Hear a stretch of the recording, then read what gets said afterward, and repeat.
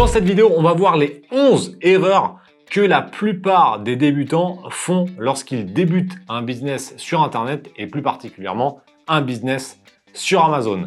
À la fin de cette vidéo, tu sauras comment les éviter pour accroître tes chances de succès. On est parti. La première erreur, c'est tout simplement de ne pas savoir pourquoi tu te lances. C'est-à-dire de ne pas avoir d'objectif. Ça, c'est un élément que je retrouve très souvent, puisque lorsqu'on fait une conférence, par exemple, on envoie un questionnaire pour savoir un petit peu quelles sont les ambitions des personnes. Et la plupart des gens me mettent des chiffres genre atteindre dans 12 mois 10K, dans 5 ans 100K, pour parler d'argent. Donc déjà, ils n'ont pas vraiment d'objectif clair et précis. Ce qu'il faut que tu fasses, c'est avoir ce qu'on appelle un objectif SMART.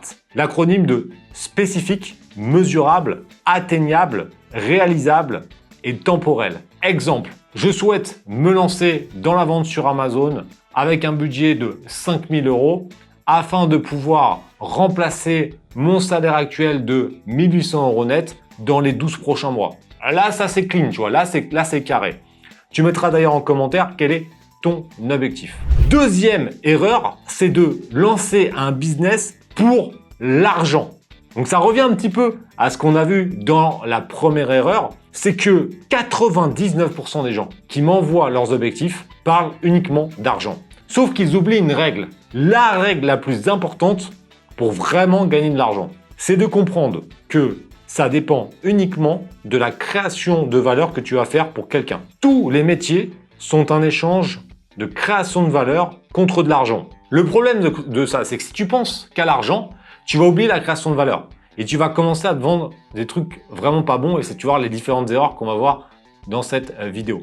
Donc c'est important de comprendre ça. C'est que si tu veux gagner beaucoup d'argent, tu vas créer de la valeur, tu vas répondre à une problématique, à un besoin ou à une envie. Et ça, la plupart des gens ne le font pas. Et ça, c'est déjà, on a deux erreurs et c'est très important. Troisième erreur, c'est de se lancer sans être vraiment à fond. C'est-à-dire que prendre ça un peu à la rigolade. De dire, oh, je vais lancer un business comme si tu allais acheter une baguette de pain. Lancer un business, ça demande des qualités qu'on va voir juste après. Mais ça demande surtout de la discipline et du travail. Il y a un truc qui est sûr à 100%, c'est que le travail paie toujours. Et ce qui est sûr également à 100%, c'est qu'il n'y a aucun business que tu peux réussir sans vraiment bosser.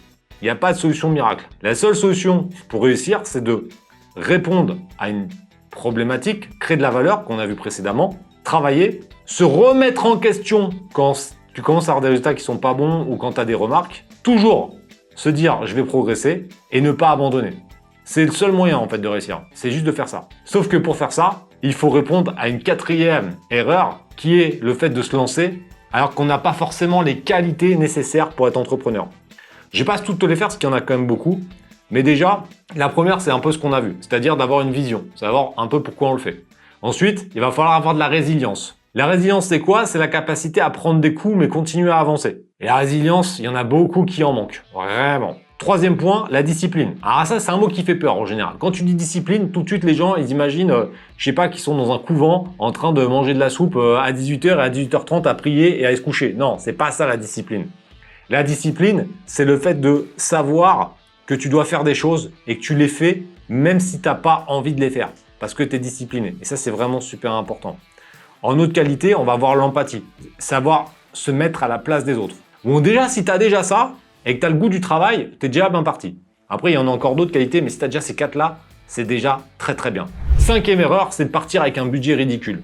Le nombre de personnes que je vois qui veulent se lancer dans Amazon, qui veulent rejoindre le programme Amazon Révolution 5.0, qui est mon programme le plus ambitieux, et qui partent avec des budgets de 100 €, les gars, c'est pas possible. On ne peut pas partir avec une stratégie de marque avec un budget aussi ridicule. Si tu as 100 €, fais un autre business. Tu peux faire de l'affiliation avec 100 €, mais pas un business où tu vas avoir du stock et où tu vas créer ta marque. C'est pas possible. Donc le budget, déjà dans l'e-commerce, quand tu crées ta marque, il va être à minimum 4 chiffres. C'est en dessous de 4 chiffres, si tu crées ta marque, ça ne sera pas suffisant. Et derrière, il sera en fonction de tes objectifs. Si ton objectif, il est de gagner 1 000 € net dans 3 ans, tu n'as pas besoin de partir avec des millions d'euros. Par contre, si tu veux, je sais pas, pouvoir déménager dans une super villa à plusieurs millions d'euros en 3 ans, tu as intérêt à partir avec un très gros budget et avoir les reins solides. Tu vois, ça dépend vraiment de tes objectifs. Donc encore une fois, ne pas partir avec un gros budget, c'est une erreur qui peut te ruiner. Prochaine erreur, c'est d'aller dans une niche sans savoir le potentiel de la niche. C'est-à-dire que, encore une fois, et on va revenir sur l'erreur d'avant, c'est-à-dire on part pas avec un assez gros budget, ou on pire, on voit ça comme une dépense et pas comme un investissement. Qu'est-ce qui se passe?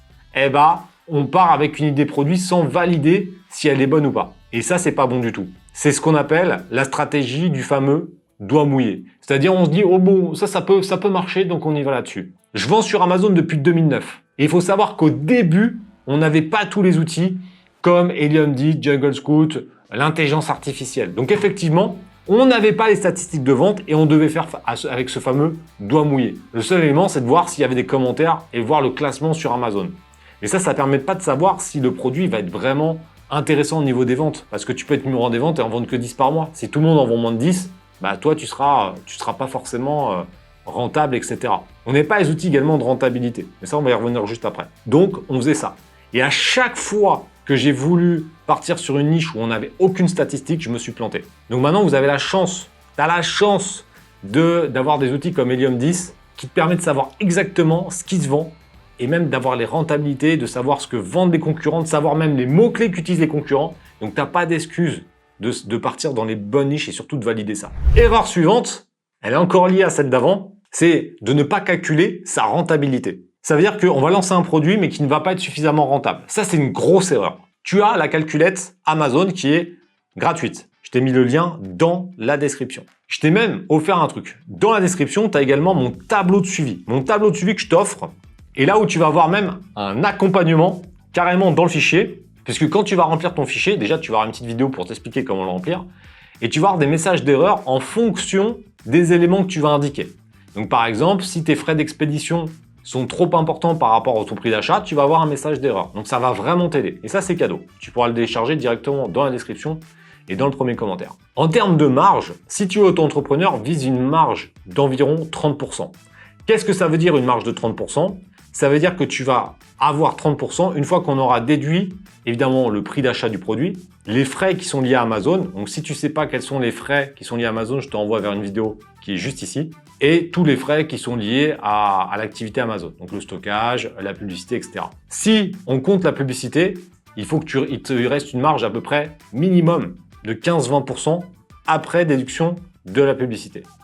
Pour faire simple, parce que la publicité, ça peut être un élément qui peut être relativement variable en fonction des périodes, on va prendre hors pub. Et si tu es auto-entrepreneur, on va être sur une marge de 30% minimum et en société, une marge de plutôt 25% minimum. Évidemment, si tu fais mieux, bah, c'est encore mieux, évidemment. Mais minimum ça, d'accord?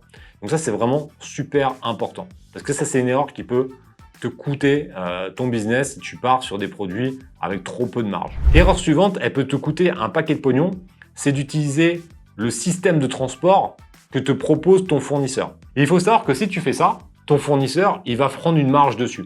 Et comme ce n'est pas sa spécialité, il va le sous-traiter.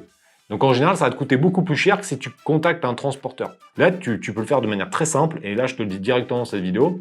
Sur Alibaba, tu peux tout simplement taper les mots-clés que je te montre sur l'écran et trouver des transporteurs directement via la plateforme. Tu les contactes, évidemment, tu en contactes plusieurs, tu fais des devis, et ça te permet de comparer les prix.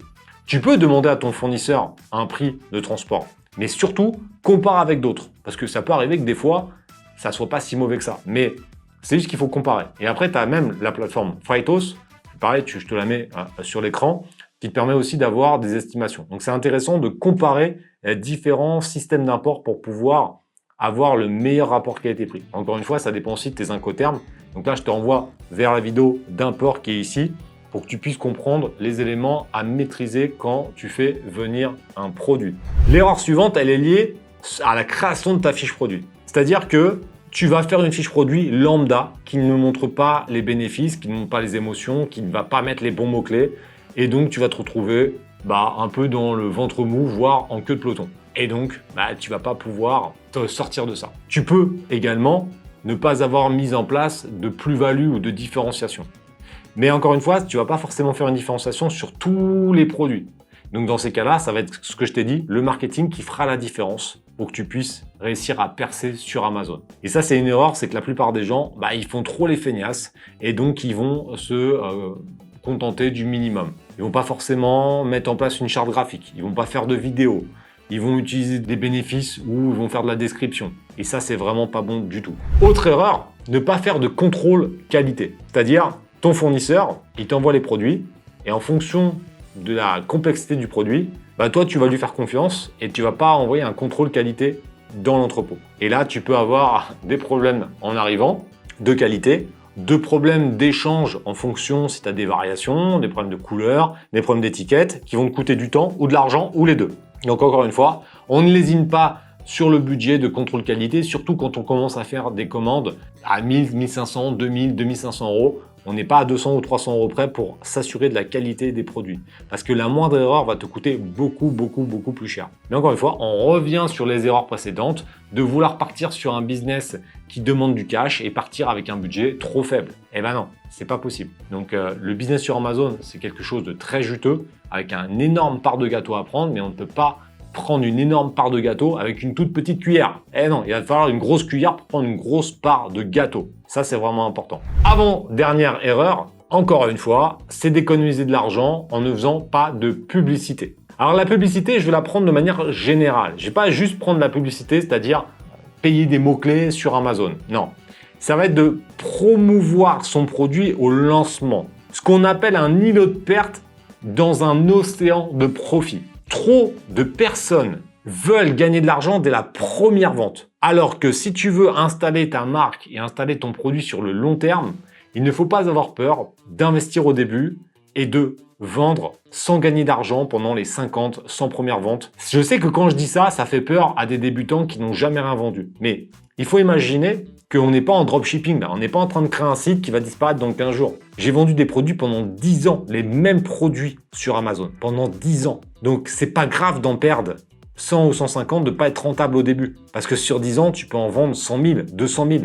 Sauf que c'est la perte du début qui te fera que ton produit va bien se lancer après. Tout est une question aussi de budget de départ et encore plus de mindset, d'état d'esprit. L'état d'esprit de se dire j'investis et je ne dépense pas. La dernière fois, ça m'est arrivé comme ça. Sur les réseaux, il y en a un qui m'a dit ouais, mais je veux pas faire une dépense de X milliers d'euros pour lancer un business. Je lui dis bah tu sais quoi, tu vas dépenser zéro parce que de toute façon, c'est pas fait pour toi. C'est pas une dépense, c'est un investissement. Mais l'investissement, il peut être dangereux si tu ne respectes pas la dernière règle qui me paraît indispensable. La dernière règle, c'est de se former. Ah, tu vas te dire, ah mais le gars c'est un formateur, forcément il veut nous vendre sa soupe de formation. Et tu te formes où tu veux, j'en ai rien à carrer. Mais juste, je t'explique un truc. C'est que l'ignorance coûte toujours beaucoup plus cher que la connaissance. Surtout à l'heure actuelle, en 2024, se lancer sur Amazon sans formation, c'est la certitude à 100% de se planter. Il y a beaucoup trop d'éléments à connaître. C'est un véritable métier. C'est comme si demain, je te disais, bah voilà, tu vas être devant le fourneau et tu vas commencer à me faire des baguettes. Alors que tu n'as jamais suivi de formation pour être boulanger. Et c'est exactement pareil. Vendre sur Amazon, c'est un métier qu'il faut apprendre. Il faut se former. Il faut tester. Et après, tu peux tester avec des produits, des petits produits, etc. pour voir comment ça fonctionne. Mais sans formation, pour moi, c'est voué à l'échec à 100%. Parce qu'il y a beaucoup trop de détails. Et le moindre détail que tu ne vas pas maîtriser, tu vas te planter. Et la première erreur que tu vas faire va te coûter cher. Et je te finis sur une petite histoire. La première commande que j'ai passée en 2009, j'avais pas de formation, j'avais pas de compétences spécifiques, j'avais un master 2 en marketing, mais j'avais jamais été dans la pratique. J'achète un produit sur un site chinois, donc je le trouve sur Alibaba, mais pour économiser, je passe par son site. Donc déjà, première erreur, je savais pas qu'il fallait pas le faire. Je commande des coques de téléphone, parce que j'étais dans ce domaine-là. J'en achète pour 2000 € pour une première commande. Quelques jours plus tard, je me rappelle plus exactement, je reçois 2 cartons. Et là, tout de suite, je sais qu'il y a un problème. Les cartons ne sont pas en adéquation avec la commande. Les cartons sont trop petits. J'ouvre et à l'intérieur, je trouve quoi? 2 contrefaçons Louis Vuitton. Tout de suite, évidemment, je m'énerve. Je vais sur le site a disparu. Je me suis fait enfiler 2000 €. Bah, tu vois, avec la connaissance, je saurais qu'il ne faut pas aller sur des sites comme ça et aller sur des sites de confiance comme Alibaba. J'aurais payé sur Alibaba. J'aurais eu la garantie, j'aurais eu tous les éléments en cas de problème de pouvoir me faire rembourser. Bah ça, tu vois, c'est le prix d'un programme où j'aurais pu avoir toutes les compétences pour ensuite me lancer et en vivre pendant des années. L'ignorance coûte toujours plus cher que la compétence. En tout cas, j'espère que cette vidéo va t'aider à éviter ces erreurs. Le business en ligne, c'est vraiment un truc de fou, mais encore une fois, il faut avoir les bons ingrédients pour faire un bon gâteau et ensuite avoir une belle part dans la boulangerie. Voilà, j'ai sorti ça en dernier lieu de ma tête. Tu me mettras en commentaire si tu as aimé cette comparaison, mais je suis pas sûr que ça soit la meilleure que j'ai fait sur la chaîne. Et si tu ne le sais pas, bah, il te reste plus qu'à t'abonner et à regarder les 500 vidéos qu'on a fait sur la chaîne YouTube. On se retrouve prochainement et maintenant, n'oublie pas, dernière chose, de passer à l'action, car si tu ne fais rien, il ne se passera rien.